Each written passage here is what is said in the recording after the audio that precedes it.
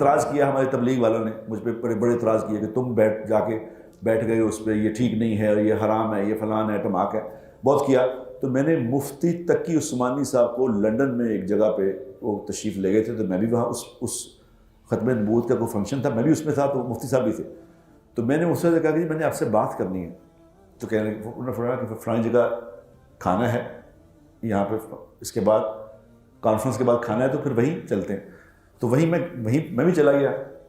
تو میں نے مفتی تقی عثمانی سے عرض کیا، میں نے کہا مفتی صاحب، اللہ نے آپ کو بہت اونچا نام دیا ہے اور ہمارے سر کے تاج ہیں آپ، مجھے بہت لوگوں کا تنقید کا سامنا کرنا پڑتا ہے، آج مجھے آپ ہاں یا نہ میں جواب دے دیں، مجھے ہاں نہ میں جواب دیں، آج کے بعد میں نے کسی سے نہ پوچھنا ہے نہ کسی سے دوبارہ کہوں گا، جو آپ کہہ دیں گے خدا کی قسم وہی کروں گا۔ مجھے کہتے ہیں کیا کہنا ہے؟ میں کہا جی مجھے یہ بتائیں، میں یہ میڈیا پہ آتا ہوں، لیکن میڈیا پہ اتنا ہی آتا ہوں، میں کہ یہاں بیٹھتا ہوں، میں بات کرتا ہوں، بس وہی چلتا، اور میں کہیں کچھ نہیں کرتا، کہیں جاتا نہیں۔ مجھے کئی چینل، وہ جو ہے نا چینل والے، وہ کہتے ہیں جی ہمارے اسٹوڈیو میں، اسٹوڈیو میں نہیں جاؤں گا، اسٹوڈیو میں بات نہیں کرنی، یہاں بات کروں گا، یہ پاکیزہ ماحول ہے۔ اسٹوڈیو میں تو سارے غلط ملت کام بھی ہوتے ہیں، تو غلط ملت کام کی جگہ پہ نہیں میں نے جانا، یہاں بیٹھ کے کرتا ہوں، یہی جاتی ہے آگے۔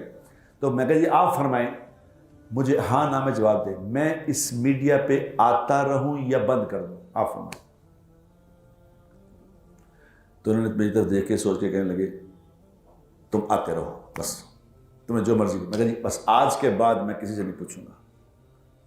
تو مجھے فرمانے لگے کہ تمہاری بات سے، جو تم بات کرتے ہو، اس سے خیر پھیلتی ہے، خیر پھیلانے والے لوگ اس وقت تھوڑے ہی ہیں، تم کرتے رہو، بس چھوڑو لوگ۔